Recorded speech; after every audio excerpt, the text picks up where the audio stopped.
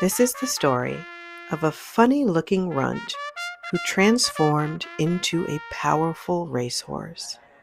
Let's read A Horse Named Seabiscuit by Kathy E. Stabowski and Mark Dabowski, illustrated by Michael Langham Rowe.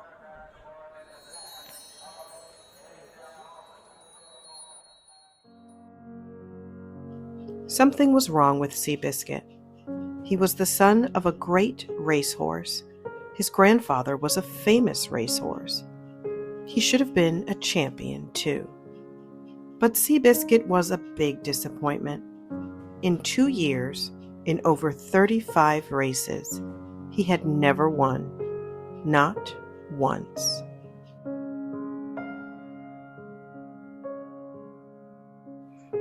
Seabiscuit looked funny. He was small. His legs were short and his forelegs were crooked.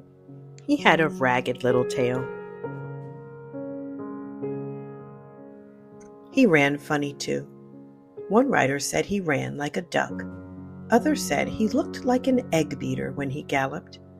Often he kicked his back legs with his front hooves. And Seabiscuit misbehaved. His owner wanted to sell him, but nobody wanted a troublesome horse who never won. Then one day, a quiet man came to the track to look at the horses. His name was Tom Smith. He was a horse trainer. Smith leaned on the fence and watched. Jockeys were leading some horses to the starting post.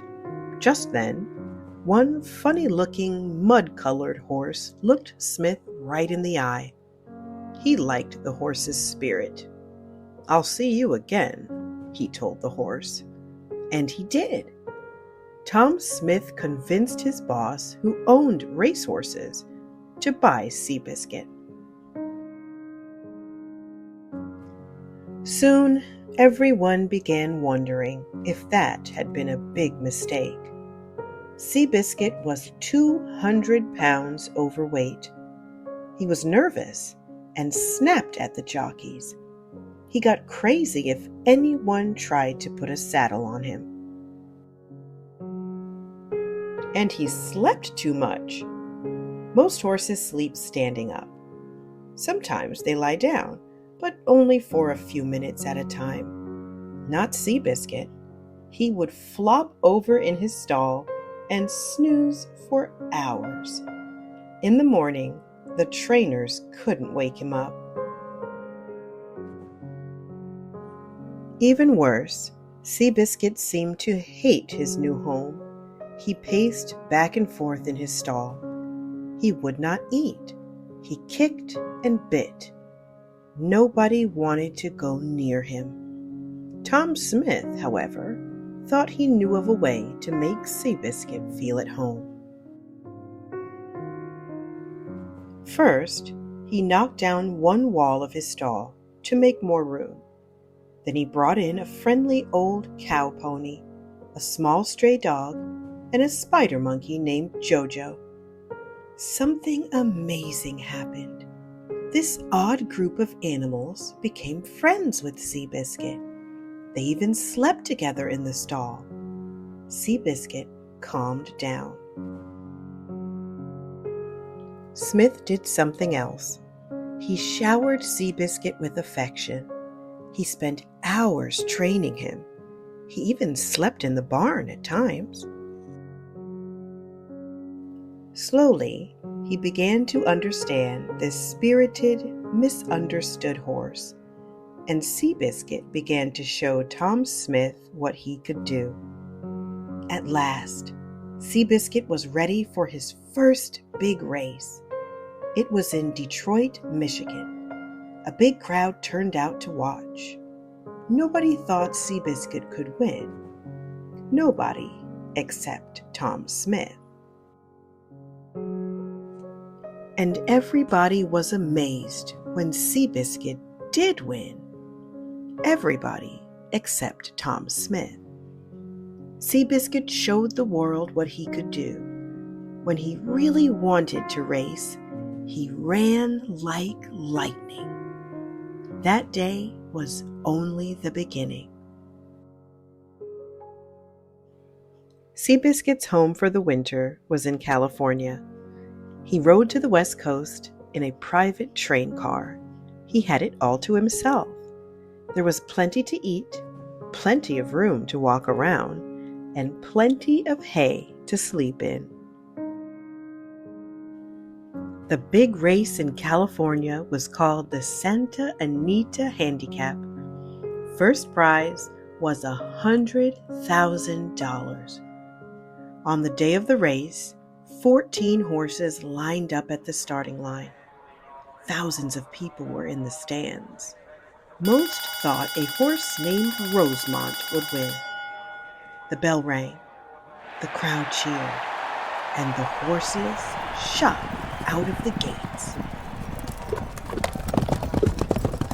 Halfway around the mile-long track, Seabiscuit made his move. He went from 4th place to 3rd place, from 3rd place to 2nd place. By the time the horses reached the home stretch, Seabiscuit was out in front. Then something happened. For some reason, Seabiscuit did not notice that Rosemont was coming up behind him. Suddenly, the race was a tie between Seabiscuit and Rosemont. They crossed the finish line together. "Seabiscuit won!" shouted some people. "Rosemont won!" others cried. Who was right? A photo taken at the finish line showed what really happened. The winner was Rosemont. The big race had turned out to be a big loss for Seabiscuit, but Seabiscuit got over it. That summer, he won race after race. Huge crowds began to show up at the track. They were not interested in the other horses anymore. Everyone was rooting for Seabiscuit. The year was 1936. The country was having a hard time. It was the Great Depression. Many people could not find jobs. Seabiscuit gave them hope. If that little horse can do it, they thought, then so can I. When Seabiscuit took the train back to California, it seemed as if everybody in the country knew his name. At every stop along the way, people lined up to see him. Stories about Seabiscuit ran in the newspapers and magazines. His picture was everywhere.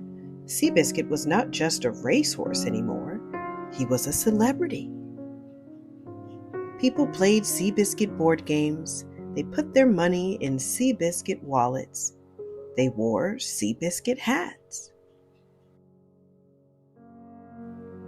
Soon it was time for Seabiscuit to race in the Santa Anita Handicap in California again. This time, when Seabiscuit walked to the starting line, the crowd was cheering for him over all the other horses. "They're off!" yelled the man behind the microphone. 12 horses left the gates. Next to Seabiscuit, another horse tripped. He slammed into Seabiscuit. Now the only way Seabiscuit could catch up was to run as hard as he could, right from the start. But that was risky. A horse that runs hard at the starting line can be too tired to win at the finish. Seabiscuit, however, caught up anyway. Now Seabiscuit and one other horse stayed in front all the way down the home stretch. They crossed the finish line together. Once again, Seabiscuit lost by a nose. For the second time in a row, the big race was bad luck for Seabiscuit. Even so, he was still a star. The only horse that was more famous than the horse named Seabiscuit was a horse named War Admiral. War Admiral looked like a real racehorse. He ran like one too. War Admiral almost never lost a race. People started to wonder, what would happen if Seabiscuit and War Admiral were in a race together. So, a match race was arranged. That means only 2 horses are on the track.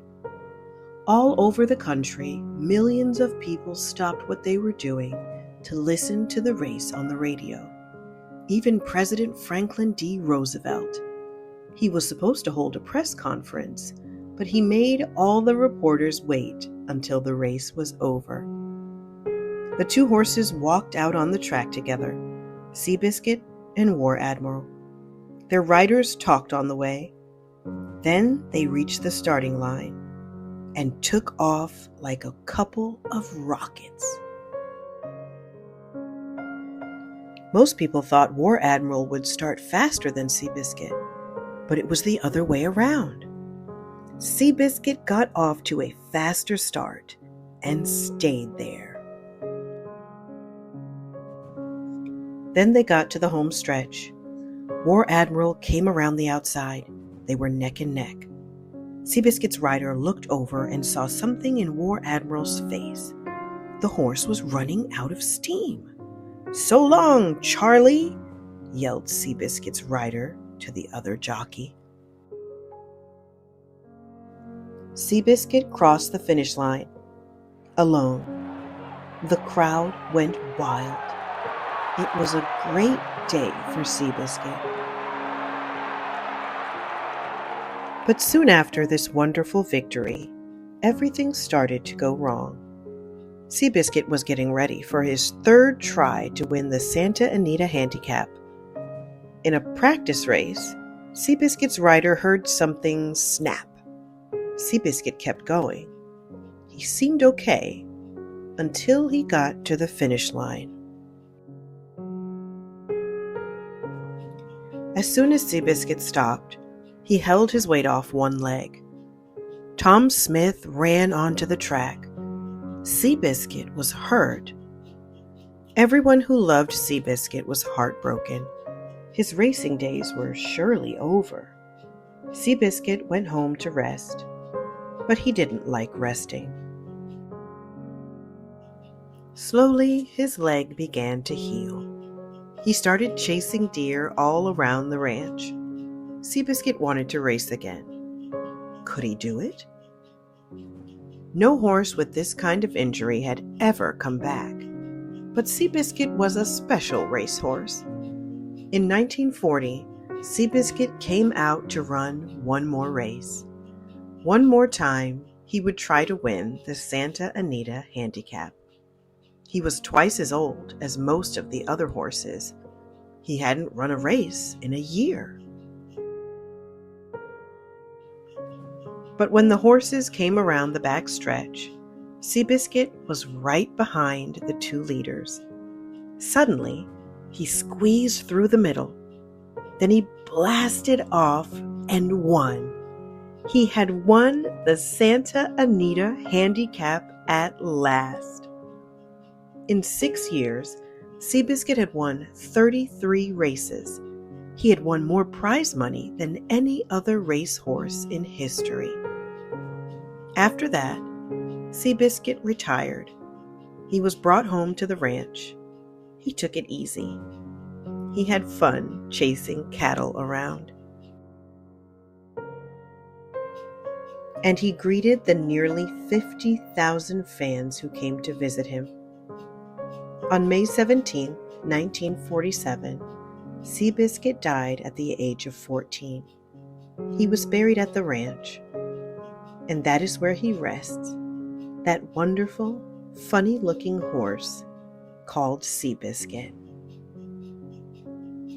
I do hope you enjoyed that story.